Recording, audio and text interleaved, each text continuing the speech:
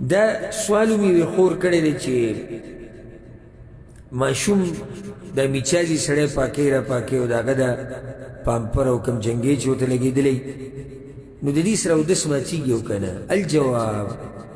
ګوره عامه خبره یاده کوي یو زنانه کور کې لګیا د باتروم صفا کوي او خپې بله خپې ده یا په دې باتروم کې څه ګندګي لګېدلې ده د ماشوم نه میچازي تلي دي او زنانه په دغې باندې وګرځېده او پیزارې نه یا لاس یې ورسره ولګېږي د دې سره اودس نه ماتېږي صرف په دې باندې بیا دغه کار دی چې دا به د لاس او خپې وینځي بس دې سره اودس نه ماتېږي دغه نجاست لري که بس نو که یو خور یو راولګي او خپل بچې صفا کوي او هغه میچازي کړي او د هغه میچازو سره یې لاس ولګي او دغه ګندګۍ سره یې لاس ولګي نو د دې سره اودس نه ماتېږي خو صرف دومره دې وکړي چې دې